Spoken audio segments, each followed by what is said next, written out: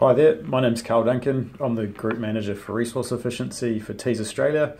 So I look after energy, water and greenhouse gas emissions for the Tees Australia portfolio. And this short video blog is in relation to our application for the South Australian Premiers Awards, Energy and Mining under the category of Innovation. So I just want to talk to you a little bit and summarise what we've put forward in our application for our Tees Naracoorte Cal or Covered Anaerobic Lagoon and Biogas Cogeneration project, which we're really proud of. So a bit of history around the project. The project has been being developed in-house for quite some time, and it's made its way through, all the way through from an idea to receiving board approval, and also we were really proud to receive support from the South Australian Government under the Energy Productivity Program, and that's really important to us.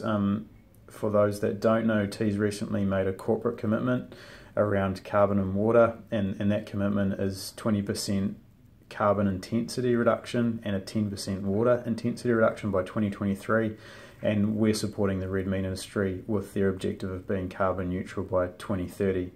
So lots of hard work in front of us, which we're really excited about, but also to provide leadership to the industry. We believe we're the only red meat producer or processor, in Australia to make that kind of a commitment. So we're wholeheartedly behind that, but realise we've got a lot of work in front of us. And in relation to our application, the project we're talking about here at Naracoorte really underpins and does a lot of the heavy lifting towards that target, so we're fully committed to it. So are our site staff and our corporate leadership team here. And just to talk about some of the figures around that, what we're really excited about is the fact that we're going to cover that lagoon and stop harmful methane escaping to atmosphere, which has really high greenhouse gas warming potential. And so the emissions from the total project are in excess of 20,000 tonnes, which is a huge result for us. In addition, this project will see that biogas combusted in a specific reciprocating biogas powered engine to produce electricity and heat. Really, again, really exciting and innovative for us. Typically we would simply put that biogas into a boiler, as we've done at our other facilities. This is actually the first of its kind in the Tees Australia group. One of the key things that's allowed us to do this and look at this technology is the biological scrubbing, which will reduce the amount of sulphur coming out of the lagoon, or the biogas from the lagoon, which is heavy in sulphur. Take that down to a level where the engine can accept that biogas and allow us to produce electricity and heat. And so those that know red meat processing would know that we have a really high demand for refrigeration, but also for steam for our rendering process and processing of byproducts. So being able to combine those together is a really exciting thing for us, and like I say, the first in the group, or in our group anyway. So I hope that all the information is rounded enough in our application. We'd like to think that we've submitted a pretty good project, and hopefully would be a strong contender, or at least one of the top strong contenders for that award.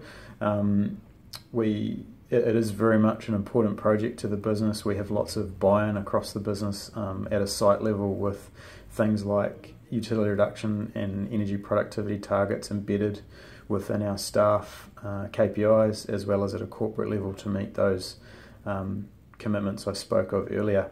And really this project is the centrepiece for allowing us to test that technology and ideally looking to roll it out at other sites. And if we can up our biogas generation through other technologies in the future, then perhaps even adding more.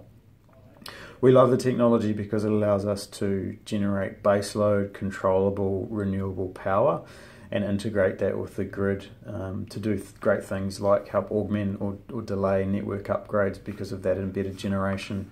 And obviously we're at sort of the end of the line or a regional location, so having that embedded generation has multiple benefits, not just from providing and supporting local businesses through service contracts and things like that, but also helping to provide baseload power and keep the grid stable and improve power quality. So all in all, as a package, we're really excited about this project. We're proud to submit an application and be part of, potentially be a part of the Premier's Awards. And so on behalf of Tees Australia, I'd just like to thank the panel and the government for supporting us, in particular with the grant that was provided under the productivity program. And we look forward to hearing from the committee to see how we might be placed for the awards event. So thanks again to Australia.